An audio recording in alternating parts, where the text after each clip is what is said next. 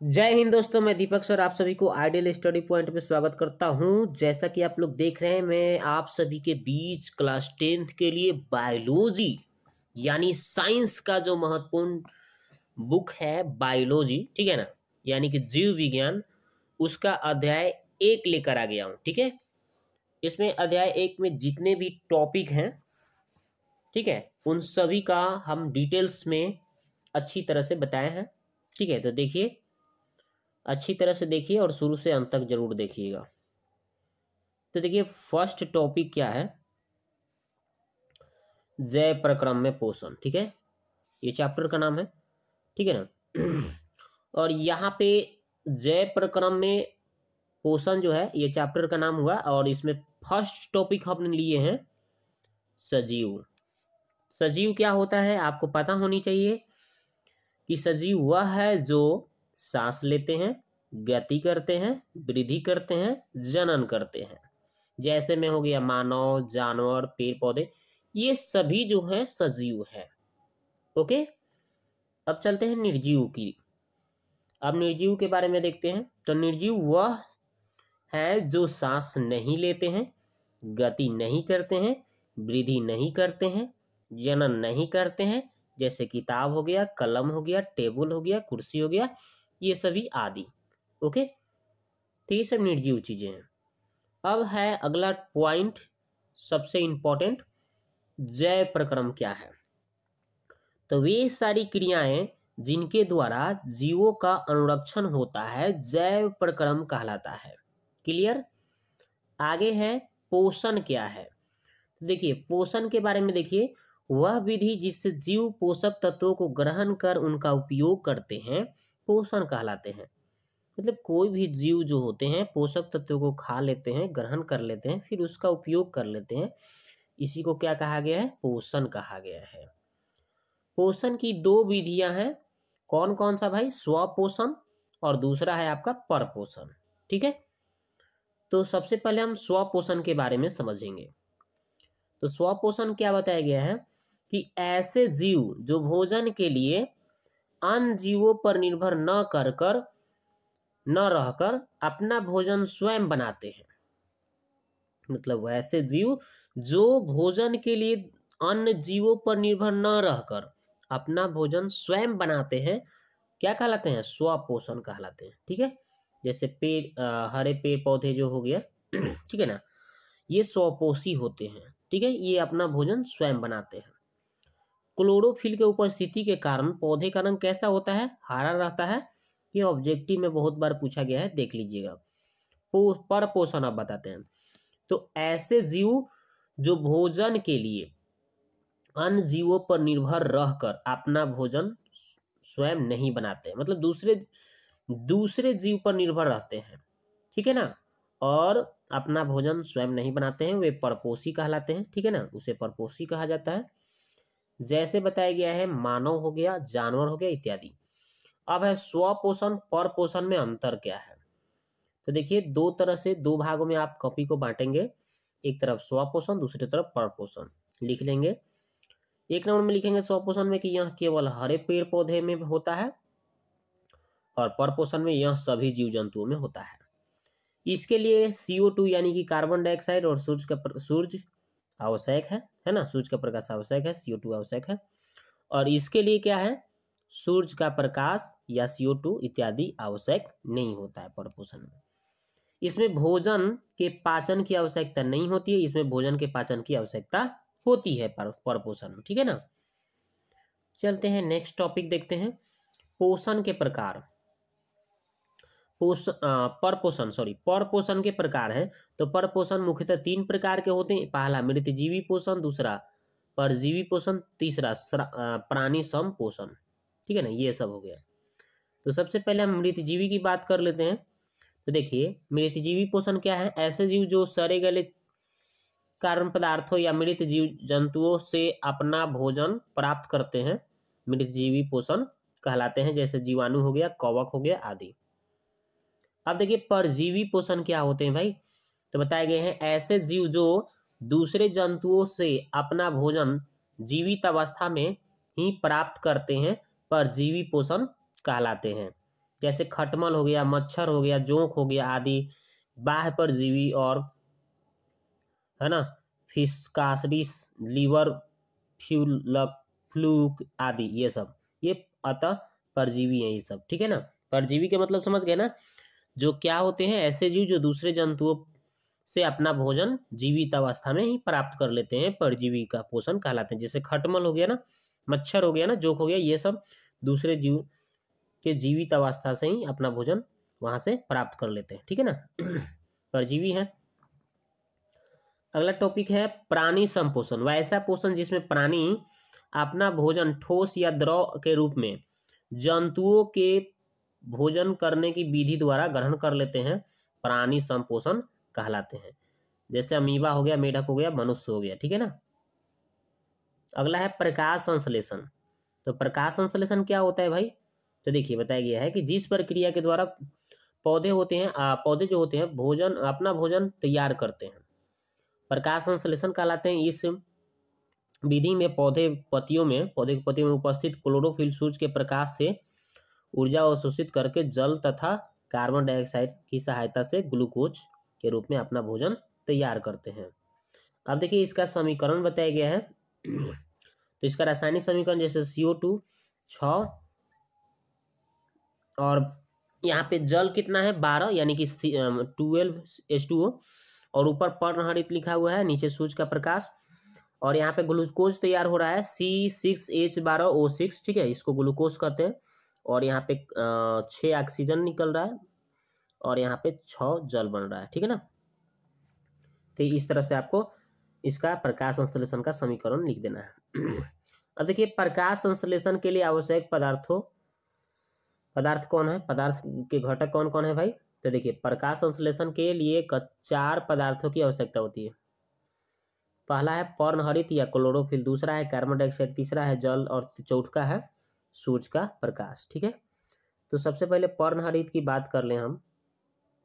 तो देखिए पर्णहरित में बताया गया है या क्लोरोफिल, यह जो होते हैं हरे पेड़ पौधे के पत्तियों में उपस्थित होता है। दूसरा कार्बन डाइऑक्साइड की बात कर लें तो पेड़ पौधे का वातावरण से कार्बन डाइऑक्साइड यानी CO2 प्राप्त करते हैं। पेड़ पौधे जो होते हैं वो कहाँ से, तो वातावरण से कार्बन डाइऑक्साइड गैस क्या होते हैं प्राप्त कर लेते हैं हरे पौधे। अब जल की बात करें तो जल कहाँ से प्राप्त करते हैं, तो पेड़ पौधे जो होते हैं अपने जड़ों द्वारा पृथ्वी से जल क्या करते हैं प्राप्त करते हैं। सूर्य के प्रकाश की बात करें हम, तो पेड़ पौधे जो होते हैं अपना भोजन बनाने के लिए सूर्य से ऊर्जा का अवशोषण करते हैं, ठीक है ना। इसको याद रखिएगा, करते हैं लिखिएगा, ठीक है ना। आगे है जंतुओं में पोषण। तो जंतुओं में पोषण के लिए पूर्ण रूप से अन्य जीवों पर निर्भर होते हैं। जंतु भोजन के लिए क्या दूसरे जीवों पर पूर्ण रूप से निर्भर होते हैं, अर्थात जंतु परपोषी होते हैं, याद रखिएगा। अमीबा एक सरल प्राणी संपोषी जीव होता है, याद रखिएगा, ऑब्जेक्टिव में पूछा जा सकता है। यह मृदु जलीय एक कोशिकीय तथा अनिश्चित आकार के प्राणी होते हैं, अनिश्चित आकार के। अमीबा कूटपादों के मदद से भोजन ग्रहण करते हैं, ठीक है, कूटपाद के मदद से। अमीबा में पोषण अंतग्रहण, पाचन तथा बहिष्करण प्रक्रियाओं द्वारा पूर्ण होता है। अमीबा में भोजन करने के लिए मुख नहीं होता है। अमीबा अपने शरीर के सतह से भोजन ग्रहण करते हैं। अमीबा भोजन रसधानी का निर्माण करके भोजन तथा जल ग्रहण करते हैं। अमीबा और पैरामीशियम एक कोशिकीय जीव प्राणी समपोषी है जीव है। अब देखिए अमीबा में भोजन का अंत ग्रहण का हमने चित्र बनाया है, ठीक है। तो यहाँ पे देखिए भोजन और कूटपाद से यहाँ पे कूटपाद के द्वारा यहाँ पे भोजन अमीबा तैयार कर लेता है, ठीक है ना। भोजन रसधानी ये है, ये अमीबा का चित्र है, ठीक है ना। अमीबा में भोजन का अंत ग्रहण कैसे होता है ये। अगला है पैरामीशियम में पोषण। तो देखिए अब पैरामीशियम में कैसे पोषण होता है इसके लिए ये चित्र बनाया गया है। तो ऊपर देखिए क्या बताया गया, सीलिया बताया गया है चित्र में, ठीक है। फिर यहाँ पे जो बताया गया आपका भोजन के कण होते हैं ये सब, ठीक है ना, छोटा छोटा। फिर ये यहाँ पे है कोशिका मुख या साइटोस्टोम, यहाँ पे भोजन रसधानी यहाँ पे है, ये देखिए, ठीक है। मतलब इस तरह से आपको चित्र बना करके ये सब नामकरण कर लेना है। भोजन रसधानी का निर्माण कहाँ होता है देखिए, ठीक है ना, इस तरह से। अब है पैरामीशियम का आकार निश्चित होता है। इसका शरीर प्रजनन अंगक सिलिका से ढका होता है। इसमें भोजन का अंतग्रहण शरीर के एक निश्चित स्थान से होता है जो कोशिका मुख या साइटोस्टोम कहलाता है। अब है मनुष्य का पाचन तंत्र। देखिए मनुष्य का पाचन तंत्र का यह चित्र बनाया गया है, ठीक है। तो इसको क्या करना है, आपको अच्छी तरह से बना लेना है, क्योंकि ये 5 नंबर में क्वेश्चन आते हैं। मनुष्य के पाचन तंत्र का स्वच्छ चित्र बनाकर नामांकित करना। तो अच्छी तरह से आप वीडियो को पॉज करके अच्छी तरह से ये सब चित्र बना लीजिए और नामकरण कर लीजिए कौन चीज़ क्या है। देखिए थोड़ा थोड़ा हम बता देते हैं आपको। देखिए इसको लार ग्रंथि कहा गया है, ठीक है। और यहाँ पे ये देखिए इसको मुख बोला गया है। और ये जो है ये नली की तरह है, इसको ट्रैकिया कहा गया है, ठीक है। और ये जो है ये देखिए ग्रास नली है, ठीक है। ये ग्रास नली हमने यहाँ पे अंकित किए हैं नाम। फिर यहाँ पे देखिए डायफ्राम है, यहाँ पे ये डायफ्राम है 2, ठीक है ना। फिर आगे देखिए क्या बताया गया है,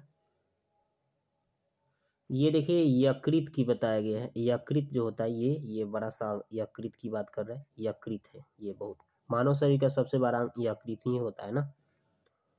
अब आगे देखिए ये पीठ की बात किया गया है। पीठ की थैली यहाँ पे है। ये छोटी आंत, ये सब पतला पतला है ना, नली की तरह छोटी आंत है। और एपेडिक्स है, ठीक है। यहाँ पे एपेडिक्स बताया गया है। ये कोलोन बताया गया ये सब। और ये है रेक्टम, ये रेक्टम की बात की गई है, ठीक है, इस तरह से। अब ये है ग्रास नली, आपको बताया था ना, ये प्लीहा है। ये आमाशय की बात कर रहा है यहाँ पे। फिर यहाँ पे अग्नाशय की बात कर रहा है यहाँ, ठीक है। तो इस तरह से सब आपको बताया गया। तो इस तरह से आप चित्र को नाम अंकित करके बना देंगे तो 5 नंबर मिल सकता है। अब थोड़ा सा इसके बारे में भी लिखना होता है, तो चलिए बताते हैं आपको। तो मनुष्य का पाचन तंत्र देखिए बताया गया है कि मनुष्य तथा सभी उच्च श्रेणी के जंतुओं में भोजन के पाचन के लिए विशेष अंग होते हैं जिसे आहार नाल कहते हैं। फिर बताया गया आहार नाल से संबंधित कुछ पाचक ग्रंथियां होती है जो पाचन के लिए पाचक रस स्रावित करती है जिससे भोजन का पाचन होता है। फिर बताया गया है कि आहार नाल इससे संबंध पाचक ग्रंथियां और पाचन ग्रंथि की क्रिया मिलकर पाचन तंत्र का निर्माण करते हैं। जैसे मनुष्य का आहार नाल में क्या बताया गया है, सबसे पहले मनुष्य का आहार नाल की बात करते हैं। यह एक कुंडलित रचना है जिसकी लंबाई 8 से 10 मीटर होती है, कौन सी आहार नाल की। और यह मुख गुहा से शुरू होकर मल द्वार तक खत्म होती है। मुख द्वार से शुरू होता है, मल द्वार में खत्म हो जाती है। इसके मुख्य भागों की संरचना तथा उनके कार्य इस प्रकार हैं। जैसे पहले मुख गुहा की बात कर रहे हैं, तो यह आहार नाल का पहला भाग है जो 2 मुलायम मांसल भाग से घिरा होता है तथा यह अंतग्रहण का कार्य करता है। ग्रास नली की बात की गई है, तो ग्रास नली क्या है, तो मुख गुहा का पिछला भाग ग्रासनी कहलाती है जिसमें 2 छिद्र होते हैं, निगल द्वार और कंठ द्वार, ठीक है। अब निगल द्वार क्या होता है ये भी जान लीजिए। निगल यह आहार नाल के अगले भाग में खुलता है। कंठ द्वार क्या है, यह श्वास नली में खुलती है। ग्रासनी 12 से 14 सेंटीमीटर का शंक्वाकार भाग है जहां भोजन तथा वायु के एक दूसरे से मिलते हैं। और ग्रासनी के 3 भाग होते हैं, नासिका ग्रासनी, मुख ग्रासनी और कंठ ग्रासनी, ठीक है। ग्रासनली की बात की गई है, तो ग्रासनली में क्या बताया गया है कि यह 20 से 25 सेंटीमीटर लंबी पतली मांसल नली है जो ग्रीवा से होते हुए डायफ्राम को लांघते हुए आमाशय में खुलती है। आमाशय की बात की गई है, यह आहार नाल का सबसे संकुचनशील भाग है जो जे आकार का मांसल अंग है जो उदर गुहा के ऊपर बाईं ओर क्या होती है, मिसोगैस्टर द्वारा लटका रहता है। अब छोटी आंत की बात की गई है, तो देखिए यह आहार नाल का सबसे लंबा भाग है। यह लगभग 6 मीटर लंबी तथा 2.5 सेंटीमीटर चौड़ी होती है। इसके 3 भाग होते हैं, ग्रहणी, जेजुनम, इलियम। आगे है यकृत। मानव शरीर का सबसे बड़ा अंग कौन होता है? यकृत होता है ना। यह मानव शरीर की सबसे बड़ी ग्रंथि होती है जिसका वजन 1.5 kg होता है। यह उदर के ऊपर दाहिने भाग में उपस्थित रहता है, चाहे अवस्थित रहता है। अग्नाशय की बात कर लें, यह मनुष्य के शरीर के दूसरी सबसे बड़ी ग्रंथि है। ठीक है। 12 से 15 सेंटीमीटर लंबी होती है, जो आमाशय के ठीक नीचे ग्रहणी में को घेरे हुए एक पीले रंग का ग्रंथि के रूप में अवस्थित है। फिर अगला है बड़ी आंत। यह लगभग क्या होती है? 1.5 मीटर लंबी होती है तथा छोटी आंत से चौड़ी होती है। इसके 3 भाग होते हैं, सीकम, कोलन, मलाशय या रेक्टम। ठीक है ना, ये सब बताया गया। तो ये जो चैप्टर है एनल कनाल की जो होती है 3 से 8 सेंटीमीटर की होती है। ठीक है ना, ये नहीं होगा। तो यहाँ पे जितने भी टॉपिक थे यहाँ पे क्लियर हुआ। ठीक है। अब जस्ट बाद इसका आपका ऑब्जेक्टिव मिलेगा इस चैप्टर का। ठीक है। फर्स्ट चैप्टर में जितने भी टॉपिक थे, ठीक है ना, आपके भारती भवन बुक से मैंने उसको अच्छी तरह से डिटेल्स बताया। ठीक है। एक एक पॉइंट को अच्छी तरह से फोकस किया हूँ ताकि ऑब्जेक्टिव सब्जेक्टिव जितने भी क्वेश्चन बनने वाले हैं यहाँ से आपको क्लियर हो जाएंगे। ठीक है। तो वीडियो कैसा लगा आप कमेंट बॉक्स में ज़रूर कमेंट कीजिएगा। ठीक है। और अपने दोस्तों के साथ शेयर कीजिएगा। आप पहली बार आए होंगे चैनल पर तो चैनल को सब्सक्राइब कर लीजिएगा। तो वीडियो को देखने के लिए आपको बहुत बहुत धन्यवाद। मिलते हैं नेक्स्ट वीडियो में। ठीक है। इसके लिए मैं ऑब्जेक्टिव लेकर भी आऊँगा। ठीक है।